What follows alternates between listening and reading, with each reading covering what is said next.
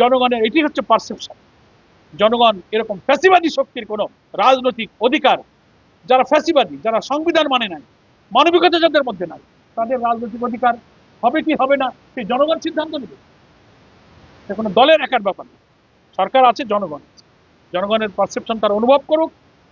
জুলাই অভ্যুত্থানই বলে যে এখানে ফ্যাসিবাদী রাজনীতির অস্তিত্ব দেশের মানুষ আর মানে না। গণভোটের রায় দিয়ে এটাই প্রমাণ হয়েছে। ফলে তার বিচার হোক।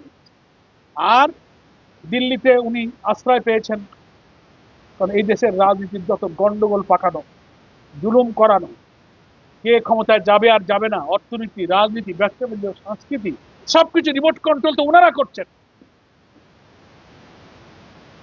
সমস্ত আন্তর্জাতিক আইন, বন্দি বিনিময় আইন, জেনেভা কনভেনশন, সমস্ত কিছুকে লঙ্ঘন করে একজন মৃত্যুদণ্ডপ্রাপ্ত আসামিকে সমস্ত প্রযুক্তিগত সুযোগ সুবিধা ব্যবহার করার জন্য আরামায়েশে দিল্লিতে তাকে থাকার সুযোগ দিচ্ছে।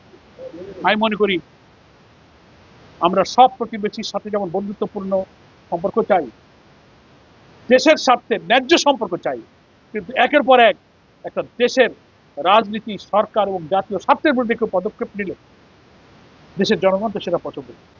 বিএনপির উচিত দেশকে সংঘাতের দিকে ঠেলে না দিয়ে পার্লামেন্টে সংবিধান সংস্কার পরিষদে অধিবেশন ডাকুন, শপথ গ্রহণ করুন এবং জুলাই সনদের আইনি ভিত্তির জন্য যে গণভোট হয়েছে সেই গণভোটের রায় মেনে নিয়ে এটা কার্যকর করে সংবিধানে আপনারা সেই সংস্কারটা করুন। তাহলে এই সংকটটা নিষ্পত্তি হয়ে যায়। জাতি 17-18 বছর জ্বালাও পোড়াও, হরতাল, ধর্মঘট, বহু কিছু দেখেছে। আমরা তো চাই না এই জাতি আবার সেদিকে চলে যায়। এটা থেকে ফেরাবার দায়িত্ব এখন বিএনপি। বল এখন বিএনপির কোর্টে। কি বল খেলার দিকে দুই দল থাকে, তো আমরা বিএনপির কোর্টে বল দিই, এখন ওনাকেই খেলতে হবে। উনি যদি রাইট ট্র্যাকে বল খেলতে পারেন তো খেলা ভালো হবে, আর যদি ভুল করে বল ব্যাক পাস করে তো নিজের গোলে বল ঢুকে দেবে।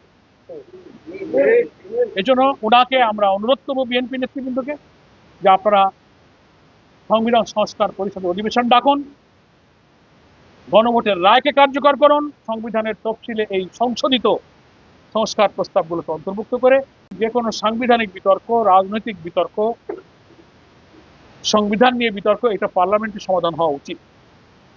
আর তা যদি না করেন তাহলে যে 70% মানুষ গণভোটে হা ভোট দিয়ে আমাদেরকে দায়িত্ব দিয়েছে সংবিধান সংস্কার করার, জুলাইয়ের চেতনা এবং এই রক্তের মূল্য দেওয়ার জন্য বাধ্য হয়ে যদি সংসদে আমরা ব্যর্থ হই, তাহলে রাজপথে যাওয়া ছাড়া আমাদের আর কোনো বিকল্প পথ নেই। রাজপথে যদি আন্দোলন চলে যায় তাহলে তাদের হাতে মেজরিটির ক্ষমতা নিয়ে হতে পারে সেই ফ্যাসিবাদী কায়দায় বিরোধী দলকে দমন করার অপরিণামদর্শী পথ যদি তারা ধরে, তাহলে দেশ একটা নিশ্চিত সংঘাতের দিকে চলবে। জাতিকে এই কঠিন সংঘাতময় পরিস্থিতির আশঙ্কা থেকে আপনারাই মুক্ত করতে পারেন। জনগণের পারসেপশনটা কি?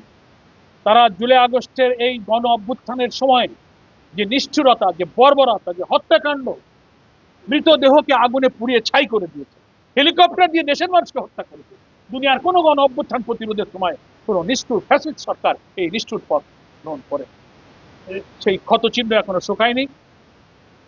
ফলে দেশের কোটি কোটি মানুষের প্রতি তাদের যে নিষ্ঠুরতা, বর্বরতা, মানবতা বিরোধী যে অপরাধ তারা করে, তার বিচার হতে হবে, শাস্তি হতে হবে।